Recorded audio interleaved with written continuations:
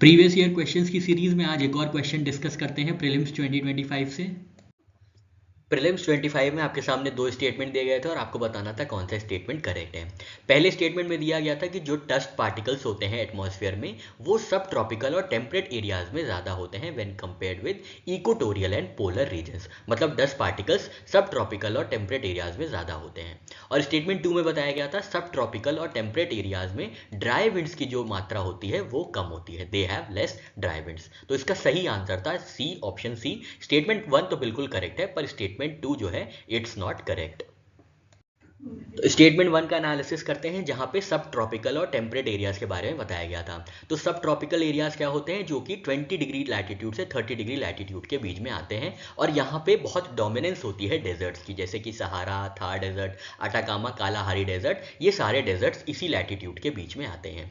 सब tropical areas जो होते हैं यहाँ पे हाई प्रेशर बेल्ट होती है, आपको पता होगा। सब ट्रॉपिकल हाई प्रेशर जोन्स होते हैं और हॉर्स लैटिट्यूड्स होते हैं जहाँ पे जो सबसाइडिंग एयर होती है बहुत स्ट्रांग होती है, क्लियर स्काईज होते हैं जिसकी वजह से सोलर हीटिंग बहुत इंटेंस हो जाती है और ड्राइनेस और एरिडिटी बहुत ज़्यादा हो जाती है। अब लार्ज डेजर्ट रीजन होने की वजह से जो स्ट्रॉन्ग विंड्स होती हैं वो लिफ्ट अप कर लेती हैं डस्ट को और सैंड को। अब लिफ्ट अप करेंगी डस्ट और सैंड को तो इससे क्या होगा, डस्ट पार्टिकल्स एटमॉस्फेयर में ज़्यादा हो जाते हैं। जैसे कि सहारा डस्ट जो होती है ऑफन ट्रैवल करती हैं across Atlantic, reaching the Caribbean and even Amazon basin. तो ये सब ट्रॉपिकल एरिया के बारे में ठीक से चर्चा हो गई और ये स्टेटमेंट 1 में बिल्कुल करेक्ट फिट होते हैं। फिर टेम्परेट एरियाज की बात करते हैं जो कि 30 डिग्री से 60 डिग्री लैटिट्यूड के बीच में आते हैं। यहाँ पे भी मिड लैटिट्यूड साइक्लोन्स फॉर्म होते हैं जिसकी वजह से क्या होता है, डस्ट पार्टिकल्स लिफ्ट अप हो जाते हैं। Agriculture activities, deforestation, industrialization etcetera add particulate matter, that is anthropogenic dust plus aerosols. तो इसकी वजह से इन दोनों एरियाज में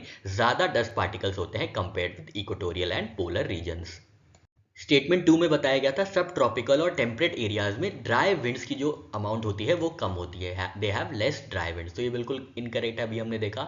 सब ट्रॉपिक्स जो लाई करते हैं 20 डिग्री टू 30 डिग्री लैटिट्यूड के बीच में, यहाँ पे ट्रेड विंड्स और वेस्टर्लीज डोमिनेट करती हैं जो कि ड्राई डिसेंडिंग विंड्स होती हैं। ड्राई डिसेंडिंग विंड्स होने की वजह से क्या होता है, एरिड क्लाइमेट फॉर्म होती है। एरिड क्लाइमेट के फॉर्म होने से डेजर्ट फॉर्म होते हैं और डेजर्ट में बहुत ज़्यादा हॉट ड्राई विंड्स होती हैं, जैसे कि इंडिया में लू चलती है, नॉर्थ अफ्रीका में सिरोको चलती है, कैलिफोर्नियन डेजर्ट रीजन में सेंट एना रहती है। तो ये सारी चीज़ें होती हैं सब ट्रॉपिकल में। तो स्टेटमेंट 2 इनकरेक्ट हो जाता है। फिर इसी तरीके से टेम्परेट रीजन्स का भी चीज़ें देख लेते हैं जहाँ पे मिड लैटिट्यूड साइक्लोन्स फॉर्म होते हैं और दोनों ही मॉइस्ट और ड्राई विंड्स यहाँ पे आती हैं, लेकिन प्रेशर ग्रेडियंट होने की वजह से यहाँ पे strong dry continental winds form होती है, जैसे कि चिनहुक, फोन, मिस्ट्रल, बोरा एक्सेट्रा।